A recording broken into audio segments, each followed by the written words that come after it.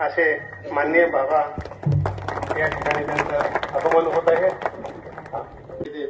अनेक संस्था निर्माण केल्या, असे अनेक जे पाठीमागे चालत होतं सांगतो अजूनही त्याच विचारात आहे. आता जाऊ द्यात, आपल्याला हे करायचं नाही. आपल्याला काय करायचं आणि याच्याबरोबर इरिगेशनच्या बरोबर दुसरे 2 प्रोग्राम महत्वाचे तुम्हाला सांगतो. एक शारपट जमिनीचा आहे. आपल्या भागामध्ये अनेक ठिकाणी शारपट जमिनी आहेत आणि शारपट जमिनीसाठी सुद्धा प्रस्ताव सरकारकडे करतो आपण. सरकार आता मायबाप आहे, तुम्ही अतुल बाबांच्याकडे सत्ता दिलेली आहे, पाहिजे तेवढे पैसे उपलब्ध होत आहेत. एकही प्रपोजल आपलं वाया जात नाही. जे दिलं सरकारनं ते पैसे मिळवले. किती आले पैसे तुम्हाला गावात, किती आले सांगा. रस्ते बिस्ते काही झाले का नाही तुमचे? एकेका गावामध्ये, लहान लहान गावामध्ये सुद्धा 10-10 कोटी रुपये आले. लहान गावामध्ये सुद्धा एवढे पैसे सरकार तुम्हाला उपलब्ध करून देतो. शारपट जमिनीचे प्रपोजल सगळे मंजूर होणार आहेत आपले. आणि हजारो एकराच्या संख्येत आहे, ती थोड्या नाही आहे शारपट जमिनी. एकेका गावामध्ये 300-400 एकर शारपट जमीन आहे. ती जर आपण पिकाऊ केली तर आता 1500 शारपट जमीन. आता एका गावामध्ये आता तुम्ही का 2-3 गाव घेतली. आता नुसत्या कारव्यात जर 1500 एकर जमीन असेल तर थोडी मोठी समस्या आहे बघा. ही पिकाऊ करायला पाहिजे ना. पण ड्रेनेजची टेक्नॉलॉजी ठरलेली आहे, पैसे सरकारकडून उपलब्ध आहे. आता हा प्रस्ताव मंजूर करून घ्यायचा ही आपली आता प्रायोरिटी आहे. आपल्याला काय करायचं आहे, याच्यानंतर याच्या पाठीमागे लागायचं आहे. कारण याच्यात गावाचं उत्पन्न किती वाढेल सांगा. 1500 एकर तुम्ही पिकाऊ जमीन केल्यावर तर किती उत्पन्न वाढेल. आणि ऊसानीच समृद्धी आणली आम्हाला. शेवटी इथं ऊसकरी शेतकरी म्हणून आपण इथं इतकं पुढं आलं. ते आपल्याला जपलं पाहिजे ना. हे सगळं आपलं जे अर्थशास्त्र आहे, ग्रामीण अर्थशास्त्र, हे सगळं ह्या भागामध्ये तरी ऊसाच्या भोवती फिरत आहे. हे जपलं पाहिजे आणि तो प्रयत्न आपल्याला पुढं करायचा. आणि तिसरं पानंद रस्ते करायचे.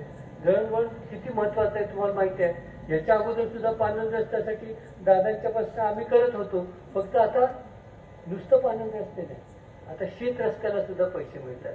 पाठीमागं तुम्हाला माहित आहे ना, तुम्ही जे रस्ते केले होते, काही बरेच रस्ते झाले आपल्या भागामध्ये. थोडे पैसे किती त्यावेळेला भाग विकास निधी काढला तर 5 रुपये 10 रुपयाने 1 कोटी 1.5 कोटी रुपये मिळत होते. आता पानंद रस्त्यासाठी 40 कोटी रुपये आले. म्हणजे आहे तेवढे सगळे रस्ते तुमचे, सगळे पानंद रस्ते होणार आहेत आणि शेत रस्ते सुद्धा होणार आहेत.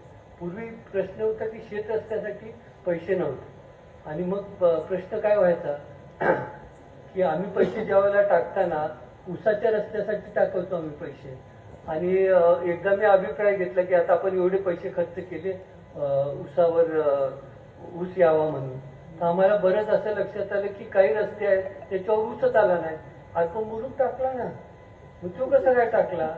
तो म्हणले कार्यकर्त्याच्या वस्तीवर जातोय रस्ता. ते आम्हाला कळायला वेळ लागला ना. पण आता कार्यकर्त्याच्या वस्तीवर झाले. कशासाठी सांगतो, याच्यासाठी सुद्धा पैसे मिळतात. शेत रस्त्यासाठी परवा कलेक्टर आमच्याकडे आले रेठऱ्याला. काय तर शेत रस्त्यासाठी पैसे दिले. 1 किलोमीटर शेत रस्ता केला कॉन्क्रीटचा. आणि ते ज्या लोकांनी थोडंसं ज्यांचं जमीन गेली त्या लोकांचा सत्कार करायला आले आणि रस्ता तयार झालाय. शेत रस्त्याला सुद्धा पैसे मिळत आहेत. म्हणजे रस्त्याचा इथं पुढं दळणवळणाचा प्रश्न राहणारच नाहीये. फक्त आपल्याला पुढे जायचं आहे. लक्षात घ्या, या कारखानदारीमध्ये अशीच आपल्याला ही गुऱ्हाळ चालवता येणार नाही.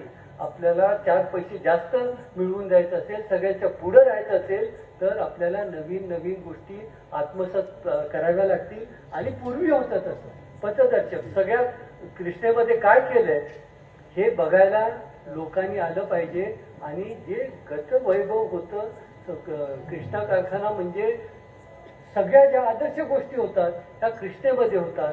इथं सगळे जे आमचे कामगार होते पूर्वीचे सगळे मॅनेजिंग डायरेक्टर झाले. काय कृष्णेची ख्याती होती बघा. फायनान्स ऑफिसर MD झाला, दुसरीकडे गेला. इरिगेशन मॅनेजर MD झाला, लेबर ऑफिसर MD झाला. सगळे कुठल्याही विभागाचा जो प्रमुख होता दुसऱ्या कारखान्यात गेला. निव्वळ कृष्णेच्या नावामुळं सरळ MD झाला. हे वैभव होतं. आणि आता आपल्याला सगळ्या बाबतीमध्ये आपल्याला पुढे राहायचं असेल तर हा विचार घेऊन पुढे जायचा. आता आपला जास्त वेळ घेत नाही. 21 तारीख, 21 उमेदवार, हं? आणि चिन्ह कपशी पोचलं ना चिन्ह, म्हणजे पुढच्या वेळेला चहा प्यायला बोलवा आम्हाला. आपले माझे 2 शब्द संपवतो. जय हिंद, जय महाराष्ट्र.